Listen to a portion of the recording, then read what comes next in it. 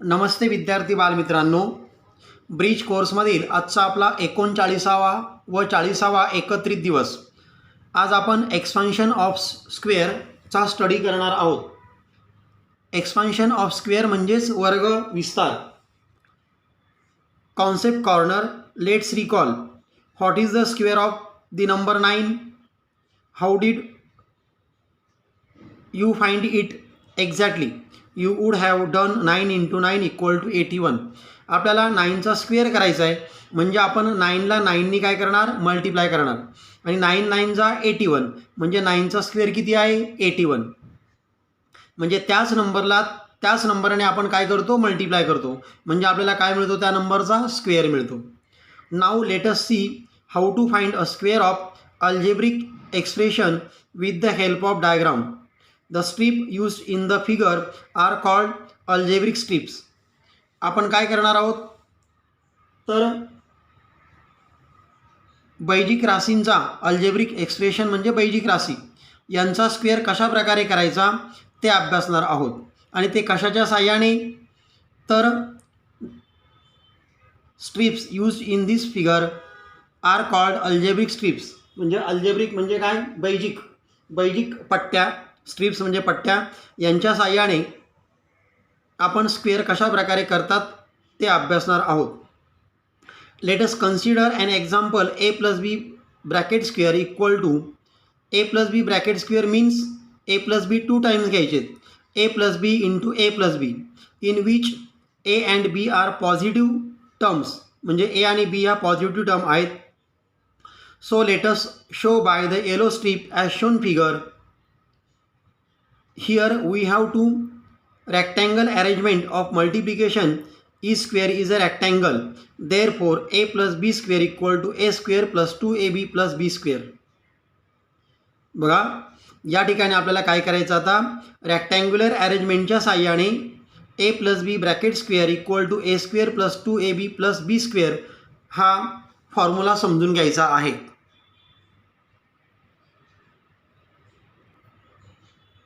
आता ही rectangular arrangement कशा प्रकारे केली ती मी समजून सांगतो. बघा, या ठिकाणी हा येलो कलर आहे.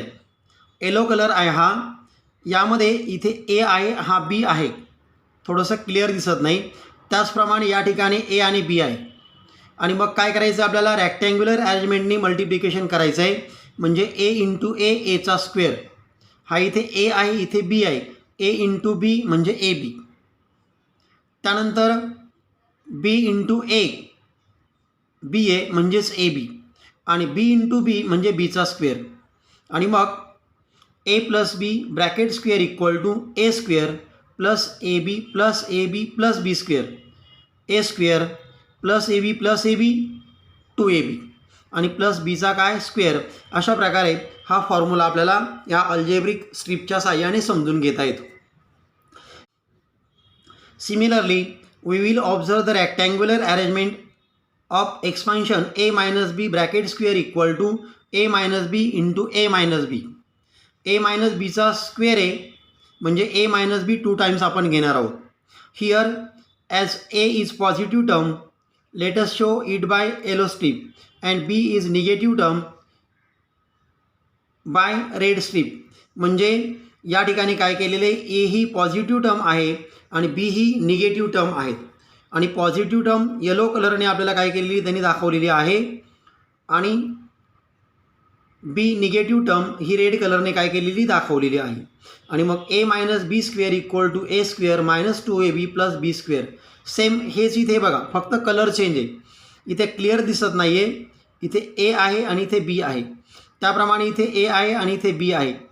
a × a, एचा स्क्वेअर. त्याच्यानंतर a × b, ए बी. त्यानंतर a × b, ए बी. आणि त्याच्यानंतर b × b, बीचा स्क्वेअर. आणि मग आपल्याला मिळणार कसं? बघा, ए स्क्वेअर. हे ए बी आहे, हे ए बी आहे. ए बी ए बी 2ab, पण हा रेड कलर आहे म्हणजे -2ab प्लस बीचा स्क्वेअर, कारण हा येलो कलर आहे. म्हणजे ए स्क्वेअर - 2ab + बी स्क्वेअर. अशा प्रकारे आपल्याला हा फॉर्म्युला मिळतो. त्याच्यानंतर now let's study the expansion a + b × a - b. Equal to A square minus B square with the help of the figure. Same आहे. पुन्हा इथे ए आहे, बी आहे, इथे ए आहे आणि इथे बी आहे. हे क्लिअर दिसत नाही, बोलतो मी त्याप्रमाणे तुम्ही समजून घ्या. इथे ए आणि बी सेमच आहे या 3 फिगरमध्ये. मग ए इंटू एचा स्क्वेअर, ए इंटू बी ए बी, त्याच्यानंतर A into B A B, त्याच्यानंतर बी इंटू बी बी स्क्वेअर, आणि मग आपण काय लिहिणार a square plus a b minus a b आणि मायनस बी स्क्वेअर. रेड कलर आहे म्हणून आपण मायनस साईन घेणार, येलो कलर आहे म्हणून आपण प्लस साईन घेणार. म्हणजे ए square plus a b minus B square. इथे त्यांनी दिलेले बघा. आता क्लिअर समजायला जरा तुम्हाला सोपं जाईल.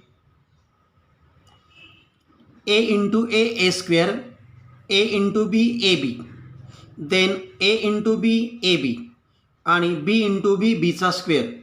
आता हा येलो कलर म्हणजे प्लस आणि रेड कलर म्हणजे मायनस. म्हणजे ए square plus a b minus a b, a square plus a b minus a b, minus B square का झाला तर रेड कलर आहे हा. Plus a b minus a b cancel होणार आहे. म्हणजे आपल्याला मिळालं ए स्क्वेअर मायनस काय बी स्क्वेअर. म्हणजे a plus b into a minus बीचा फॉर्म्युला आपल्याला काय मिळाला a square minus B square. Now I know first the product of algebraic expression is called their expansion or their expanded form. म्हणजे product आपण कोणाचा करायचा आहे अल्जेब्रिक एक्सप्रेशनचा, म्हणजे बैजिक राशींचा काय करायचं आपल्याला प्रोडक्ट करायचं. अल्जेब्रिक म्हणजे बैजिक, एक्सप्रेशन म्हणजे काय राशी. बैजिक राशींचा काय करायचं आहे प्रोडक्ट म्हणजे गुणाकार करून मिळालेली जी आपल्याला राशी आहे तिला म्हणतात काय एक्सपान्शन और देअर एक्सपांडेड फॉर्म. म्हणजे त्याला म्हणायचं आहे काय त्या राशीचा एक्सपांडेड काय form. Second formulas are created so that the expansion of the particular type of algebraic expression can be return directly. आणि मग आपण हा फॉर्म्युले काय करायचे 3 फॉर्म्युले जे आहेत ते डायरेक्टली रिटर्न करू शकतो. A plus b bracket square equal to A square plus 2ab plus b square. लक्षात कसं ठेवायचं बघा. A plus b bracket square आहे म्हणजे टर्म आहेत ए आणि बी. लक्षात घ्या एचा स्क्वेअर करायचा ए स्क्वेअर झाला, त्याच्यानंतर ए आणि बीला घ्यायचं म्हणजे ए बी, स्क्वेअर आहे त्याचा डबल करायचं म्हणजे 2ab. आपण पहिल्यांदा एचा स्क्वेअर केला आहे, आता आपल्याला बीचा पण स्क्वेअर करावा लागेल. नाहीतर बीला राग येणार, कारण एचा स्क्वेअर केला तर बी म्हणेल माझा स्क्वेअर का नाही केला, म्हणून बीचा पण स्क्वेअर करायचा. लक्षात घ्या ए square plus 2ab plus b square. Same formula आहे ए मायनस बी ब्रॅकेट स्क्वेअर. इथे दोघांच्यामध्ये प्लस साईन आहे, इथे दोघांच्यामध्ये मायनस साईन आहे. हेच टर्म आपल्याला लिहायची पूर्ण बघा, फक्त मिडल टर्मला मायनस साईन करायचं. म्हणजे ए square minus 2ab plus b square. बरेच विद्यार्थी या ठिकाणी मायनस बी स्क्वेअर करतात इथे मायनस असल्यामुळे. तसं नाही आहे. मिडल टर्म फक्त काय करायचं आपल्याला निगेटिव्ह घ्यायचं आहे, बाकी आहे असंच आहे. Then A plus b into a minus बी. बघा सेम टर्म आहे ए बी. इथे मात्र प्लस आहे, इथे मात्र मायनस आहे. आणि मग अशा वेळेस काय करायचं ए स्क्वेअर मायनस काय बी स्क्वेअर. म्हणजे पहिल्या टर्मचा स्क्वेअर मायनस दुसऱ्या टर्मचा काय स्क्वेअर. आणि मग यावर डिपेंड्स आपल्याला आता सम सॉल्व करता येईल. Practice corner. Let study the expanded form of the square of a binomial. म्हणजे बैजिक राशीचा बायनॉमियल म्हणजे काय द्विपदी.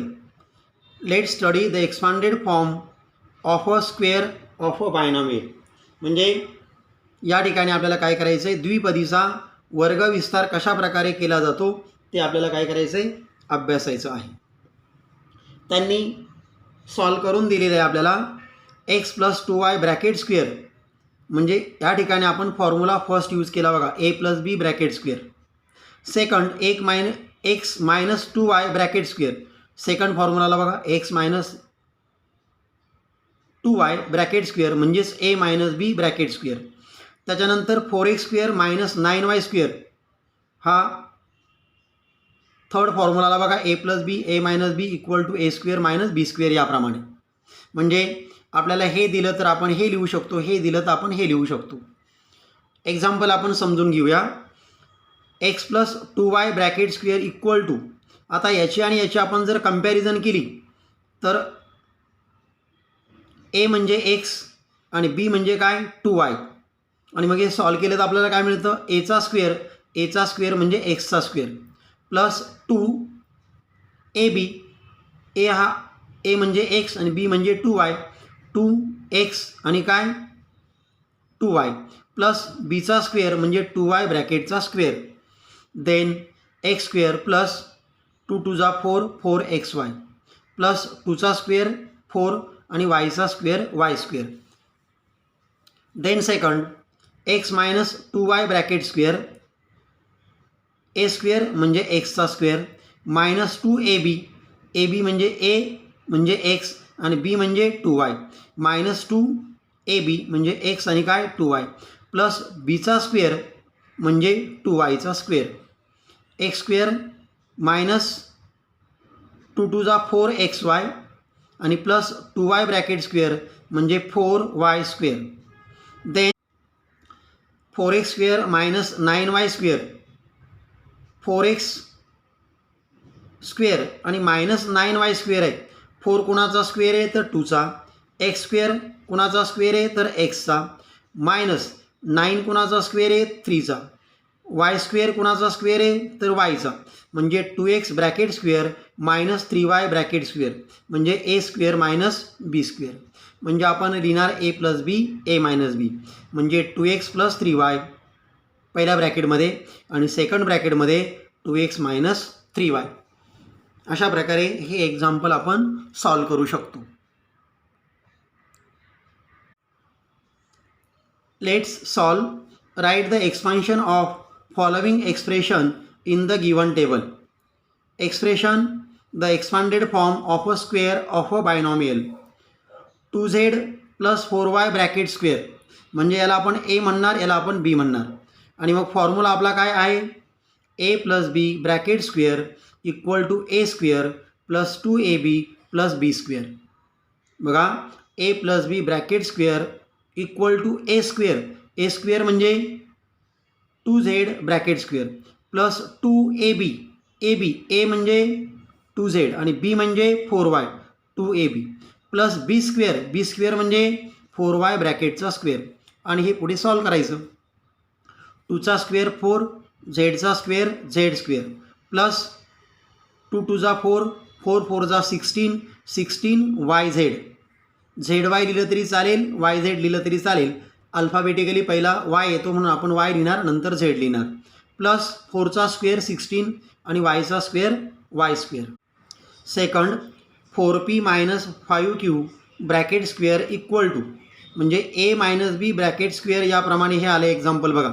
म्हणजे ए square minus 2ab plus b square हा फॉर्म्युला आपल्याला इथे यूज करायचा आहे. ए स्क्वेअर म्हणजे 4p bracket square minus 2ab, ए म्हणजे 4p आणि बी म्हणजे 5q प्लस बी स्क्वेअर म्हणजे 5q ब्रॅकेटचा स्क्वेअर इक्वल टू 4चा स्क्वेअर 16 पीचा स्क्वेअर पी स्क्वेअर मायनस 4 2 जा 8 आणि 8 5 जा 40 आणि काय आहे पी क्यू प्लस 5चा स्क्वेअर 25 क्यूचा स्क्वेअर क्यू स्क्वेअर म्हणजे 25 क्यू स्क्वेअर. अशा प्रकारे आपल्याला याचं हा एक्सपांडेड फॉर्म याचा मिळालेला आहे.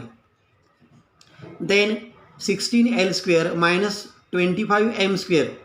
16 हा कोणाचा स्क्वेअर आहे तर 4चा 4l ब्रॅकेट स्क्वेअर मायनस 25 कोणाचा स्क्वेअर आहे 5चा, एम स्क्वेअर कोणाचा स्क्वेअर आहे एमचा म्हणजे 5m bracket square equal to, आता हा झाला पार्ट ए आणि हा झाला तुमचा बी म्हणजे ए स्क्वेअर मायनस बी स्क्वेअर. मग आपण काय करतो पहिल्यांदा लिहितो ए प्लस बी, नंतर लिहितो ए मायनस बी. ए प्लस बी म्हणजे 4l प्लस 5m पहिल्या ब्रॅकेटमध्ये गेलं आणि सेकंड ब्रॅकेटमध्ये काय येणार तुम्हाला तर 4l मायनस 5m. म्हणजे अशा प्रकारे आपल्याला या दोघांची एकदा आपण लिहिणार ॲडिशन आणि एकदा आपण लिहिणार त्यांची सबस्ट्रॅक्शन. अशा प्रकारे हा पार्ट इथे आपला कंप्लीट झालेला आहे. यावरील सम तुम्ही स्वतः सॉल्व करायचे आणि समजून घ्यायचे आहेत. थँक्यू.